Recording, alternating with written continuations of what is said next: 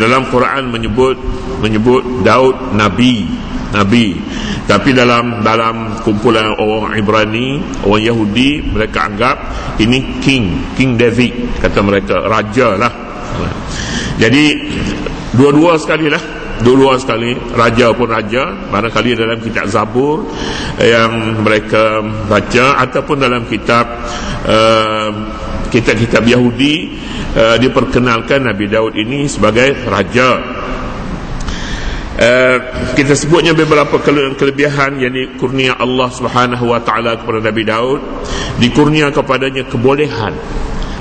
Kebolehan ini meliputi ilmu pengetahuan dan al-kafa'ah, kalau dalam bahasa Arabnya kebolehan berbicara, kebolehan berbahasa, kebolehan memahami bahasa, berbagai-bagai bahasa termasuk bahasa burung, kebolehan mengatur, kebolehan mentadbir, kebolehan menciptakan sesuatu. Ini namanya fadl. Dan kebolehan fadl, kelebihan yang paling utama sekali ialah pangkat Nabi yang dianugerah Allah kepadanya, bukan manusia yang memberi kepadanya. Dan raja ini mungkin manusia lantik jadi raja lah dia. Kemudian wa'alanna lahul hadid, dan termasuk lagi dalam kebolehan yang diberi Allah kepada Nabi Daud ialah kami juga telah melembutkan besi baginya. Besi menjadi lembut bila disentuh tangan Nabi Allah Daud alaihissalatu wassalam. Besi menjadi bagaikan tepung yang nak diuli untuk dibuat kuih, macam itulah lembut. Besi tabiatnya keras, dia perlu dibakar untuk dibuat senjata dan berbagai-bagai lagi. Tetapi lain keadaannya dengan Nabi Daud alaihissalatu wassalam. Allah berikan satu keistimewaan khas baginya, iaitu dapat melembutkan besi. Apakah sebabnya? Apakah rahsia di sebaliknya? Rahsia yang ada di sebaliknya, kita lihat hubungannya dengan Allah Subhanahu wa taala jelas sekali. Dia bertasbih pagi-pagi dan memang terkenal. Nabi Daud dalam hadis disebutkan, kata Nabi kepada seorang sahabat Nabi, namanya saya lupa.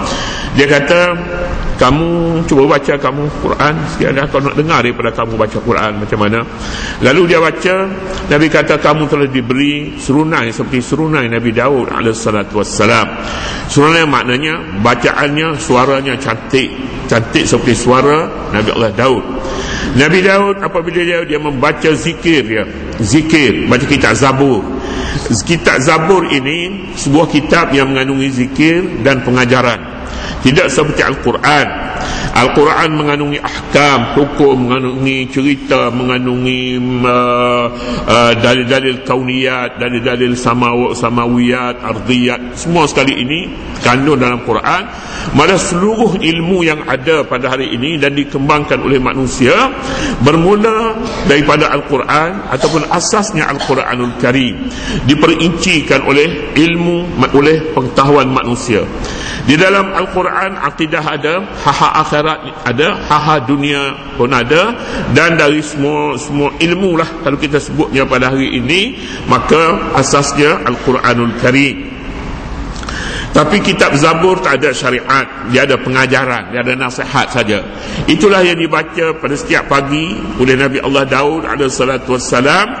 Suaranya merdu sehingga datang burung-burung datang berkongsi sama untuk bertasbih dengan Nabi Daud alaihissalatu wassalam. Dan Nabi Daud pun faham apabila burung berkicau tu apa maknanya, apa dia bahasa, apa dia maksudnya. Itu difahami oleh Nabi Daud. Disebabkan kerohaniannya yang tinggi, hubungannya dengan Allah Subhanahu wa taala yang istimewa,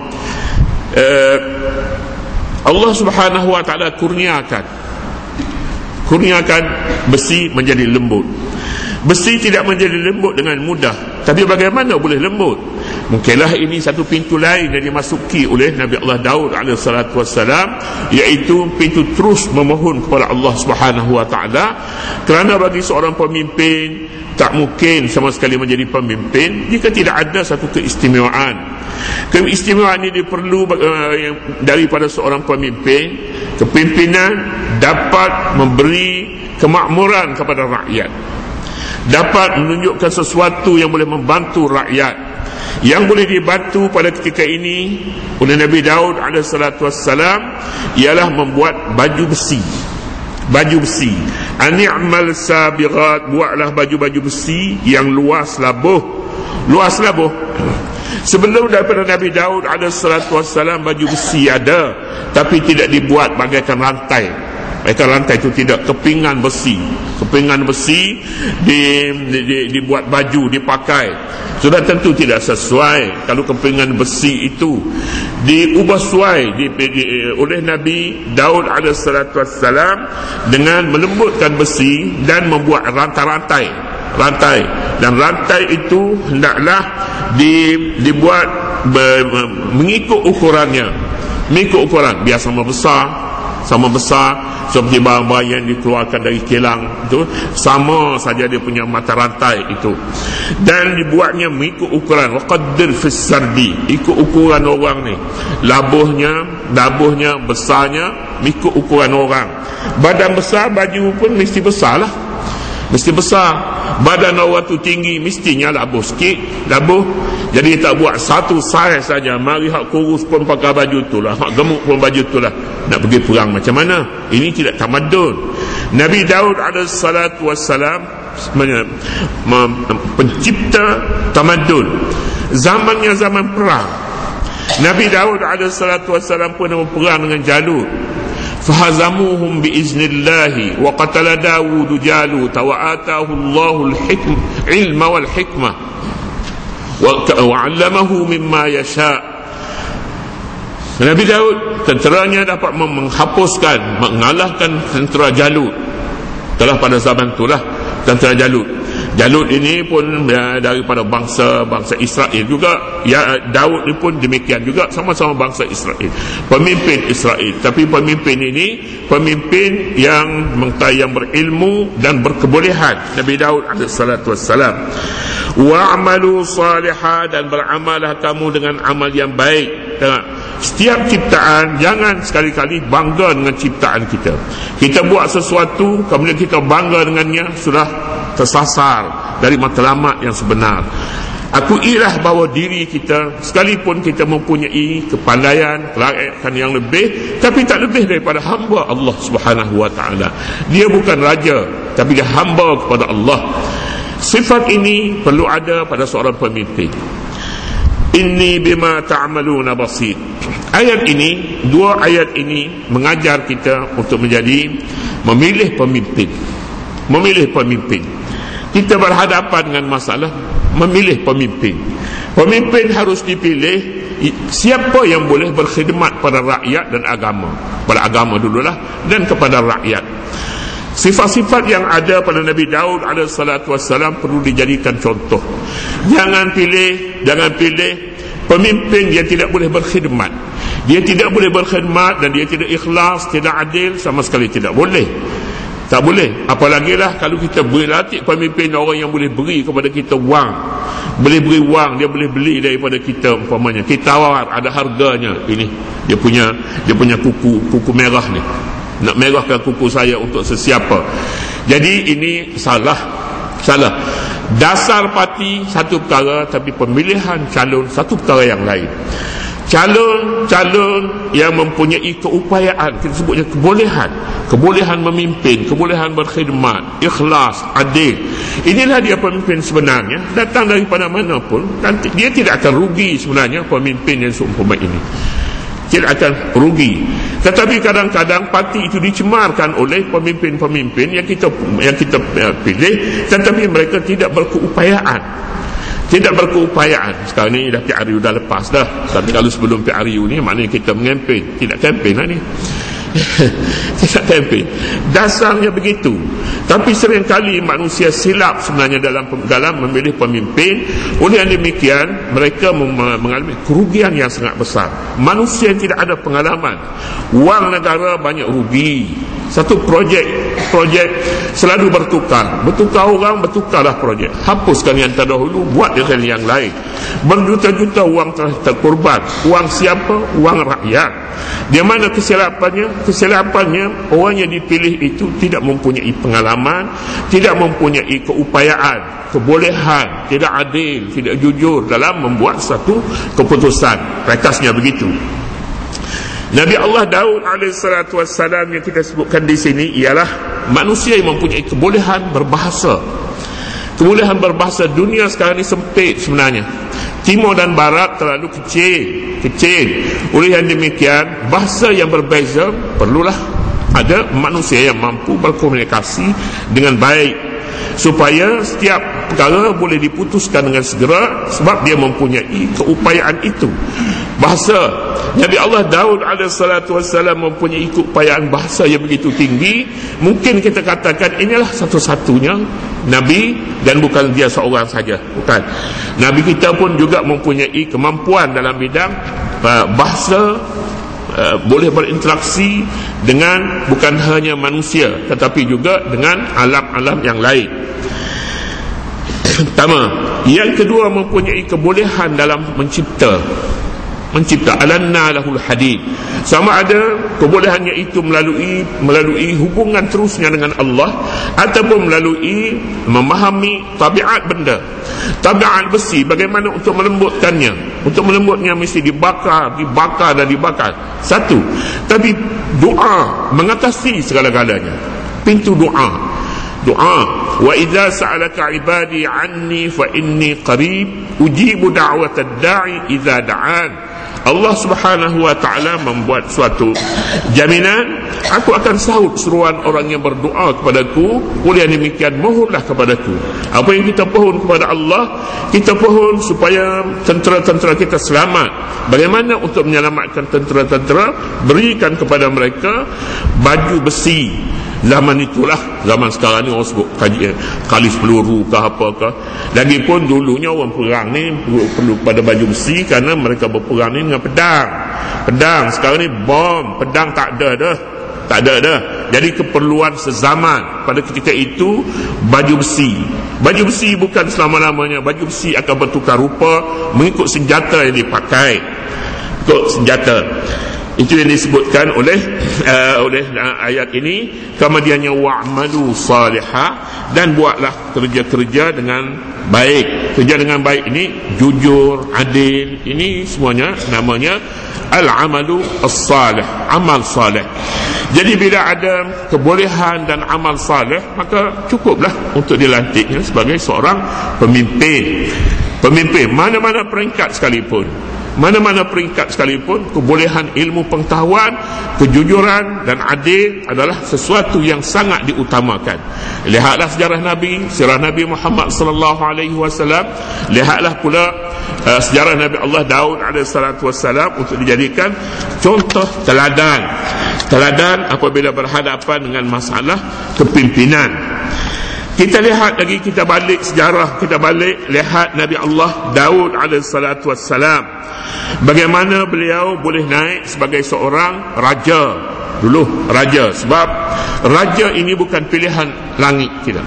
Pilihan langit ialah memberi pangkat Nabi Allah Daud alaihissalatu wassalam, dia jadi raja. Raja ini sama ada dia dilantik melalui keturunannya, bapaknya raja, maka dia pun turut menjadi raja.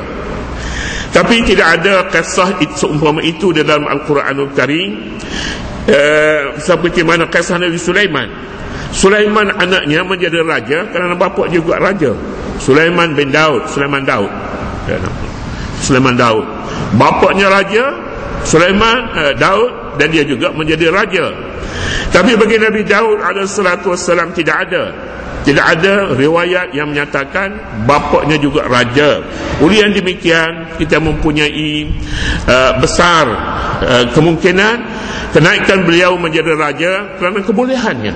Dia dapat mengalahkan tentera Jalut, dia dapat mencipta, dia adil dalam pemerintahannya, dan dia selalu disebut oleh Nabi SAW dalam banyak hadis. Antaranya Nabi SAW bersabda, dia kata sebaik-baik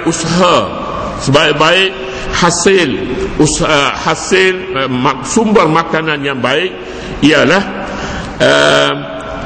hasil kerjanya sendiri, seperti mana yang dilakukan oleh Nabi Allah Daud AS. Hasil kerja tangan kita, kerja kita, titik peluh kita, itulah sumber rezeki yang terbaik sekali. Baik, Nabi Allah Daud AS hasil kerja tangannya sendiri, hasil mimma afdalu, pada yang disebut dalam satu hadis, dia katanya dia kata, tak ingatlah, khairun, tak apalah, kita sebut makna dia begitulah. Maknanya sebaik-baik sumber rezeki ialah hasil titik peluhnya sendiri. Seperti Nabi sumber penghidupan Nabi Allah Daud AS. Maknanya Nabi kita sendiri pun, Nabi kita walaupun beliau pada mulanya menjadi seorang ahli peniaga, pengurus harta, tetapi akhir-akhirnya Nabi SAW tinggalkan semuanya itu, tinggalkan untuk berdakwah. Nabi tidak pernah mengambil upah untuk mendapatkan sumber makanannya, sumber penghidupannya dan keluarganya. Satu, Nabi SAW menunjukkan contoh ibadat yang baik. Contohlah, kita beri contoh puasa. Dalam satu hadis Nabi bersabda, afdalus siyami siyamu Daud. Sebaik-baik puasa, puasa Nabi Daud. Contohlah puasa Nabi Daud. Macam mana? Yasumu yauman wa yuftiru yauman. Puasa satu hari dan berbuka satu hari. Hari ini puasa, besok berbuka, lusa puasa, pula berbuka. Itu puasa Nabi Daud alaihissalatu wassalam. Afdalus siyami, paling baik sekali puasa. Yasumu yauman wa yuftiru yauman. Kemudiannya beliau pada setiap pagi membaca zikir. Ini juga antara perkara yang ditunjuk oleh Nabi Allah Daud alaihissalatu wassalam. Kemudian dia menjadikan beliau ini terpilih menjadi raja kerana ibadatnya, kerana ilmunya, kerana kebolehannya, kerana jawatan yang diterima, yang diperolehi melalui warisan. Selalunya jawatan ini disalahgunakan menjadi seorang pemimpin yang diktator, pemimpin kuku besi, disebabkan kelahirannya itu tidak daripada rakyat, bukan pilihan rakyat. Kepimpinan dia boleh muncul di tengah-tengah masyarakat tanpa dipilih orang. Apabila kebolehan ini ada, kemampuan ada, kelayakan ada, dengan sendirinya dia akan muncul di tengah-tengah masyarakat. Cuma dia tidak akan dipilih melalui pelantikan oleh sesuatu pihak, tidak, tapi dengan sendirinya lahir dengan kebolehan, keadilan, dan dengan sebab-sebab yang khusus diberi Allah Subhanahu wa taala baginya. Kemudian yang kedua, kisah Nabi Daud alaihissalatu wassalam dapat kita lihat beliau mempunyai dua unsur yang sangat penting. Pertama, nabi yang beramal. Yang kedua, raja yang beribadat. Raja yang beribadat, dan yang kedua, nabi yang bekerja. Nabi yang bekerja dan raja yang beribadat. Ini sukar didapati. Kadang-kadang bila seorang itu menjadi raja, ibadat dia kurang. Kadang-kadang pulanya bila dia banyak ibadat dia tak berhubung dengan orang. Dia bukan ahli politik. Bila dia amat ibadat, dia di masjid saja. Cakap hal politik, dia kata bukan bidang kita. Oleh yang demikian, selalunya terpisah di antara urusan dunia dan akhirat. Seorang yang beribadat, alim, wara', dia putus hubungannya dengan dunia, hampir putus. Surat khabar pun kadang-kadang dia tak suka baca sebab dia ahli ibadat. Semua ini fitnah, semua ini buruk, semuanya ini. Oleh yang demikian, dia sudah terpisah daripada dunia kerana dia tidak tahu dia ahli ibadat. Demikian juga seorang ahli politik, kita katakanlah seorang ahli politik, apabila dia sibuk dengan kerja dia, semayang pun dia kurang. Dia semayang bukan kurang, dia tak sempat dia nak baca wirid. nak baca tak boleh. Assalamualaikum mesti dia cabut pergi, pasal dia ada urusan dengan rakyat, dia ada apa-apa yang dia belum selesai lagi, projek dia belum selesai lagi, selalunya begitu. Tapi pada Nabi Daud AS, kedua-dua ni berhimpun pada ibadat dan urusan kepimpinan, urusan memimpin rakyat. Ada padanya yang kita sebut sekarang ni hal politik, memang ada pada Nabi Daud, dan beliau merupakan seorang pembangun tamadun yang terkenal dalam sejarah Bani Israel, tamadun yang terkenal. Jadi dengan itu Nabi SAW sangat menyukai dan banyak mencontohi Nabi Daud AS dalam kepimpinannya dan dalam ibadatnya. Ibadat juga menjadi contoh, kepimpinan juga menjadi contoh. Kemudian ayat-ayat yang kita baca dan di dalam hadis-hadis menyatakan banyak sejarah di mana Nabi Allah Daud alaihissalam terlibat dalam peperangan, dan beliau tidak pernah kalah dalam peperangan itu. Mengapa tidak pernah kalah? Kekuatan yang ada pada Nabi Daud alaihissalam ialah kekuatan rohani dan jasmaninya sekali. Kekuatan fizikal dan kekuatan kerohaniannya juga. Jadi kedua-dua ini membantu Nabi Daud alaihissalam untuk memperoleh kemenangan dalam setiap pertempuran yang dilaluinya. Kemudian selain daripada itu pula, kita dapati Nabi Allah Daud alaihissalam, Nabi Daud alaihissalam mempunyai keupayaan mencipta sesuatu. Ini juga penting sebenarnya. Orang ni bukan bercakap saja, tetapi dia boleh menciptakan. Sekurang-kurangnya kita kata dia mempunyai idea. Kita percaya Nabi Allah Daud alaihissalam membuat baju besi bukan seorang diri, kan? Ini bukan kerja satu orang nak buat besi itu, nak buat rantai sehingga menjadi baju. Orang ni tak ada masa dia nak berzikir, tak ada masa dia nak berdakwah. Kenapa? Kerana dia sibuk dengan baju besi dia malam, siang, pagi, petang. Mana ada masa nak baca Quran? Tentu tak ada. Kita yakin Nabi Allah Daud mempunyai pekerja-pekerja yang begitu ramai. Kilang ditadbirkan oleh Nabi Allah Daud alaihissalam, tapi pegawai-pegawainya terdiri daripada rakyat-rakyatnya. Kemudian kita dapati pula Nabi Allah Daud alaihissalam bersama kebenaran, bersama banyak perkara yang telah diputuskan oleh Nabi Allah Daud alaihissalam dalam setiap krisis yang berlaku di antara rakyatnya, diputus oleh Nabi Daud alaihissalam, dan asasnya ialah keadilan, adil dalam setiap keputusan yang dibuatnya. Jadi ini semuanya ini boleh kita dapati dalam hadis dan dalam Al-Quran juga. Masalah perkelahian tentang kambing, perkelahian tentang harta, pesaka dan sebagainya, semuanya dapat kita dapati. Keadilan itu adalah satu perkara yang penting pada Nabi Allah Daud alaihissalam.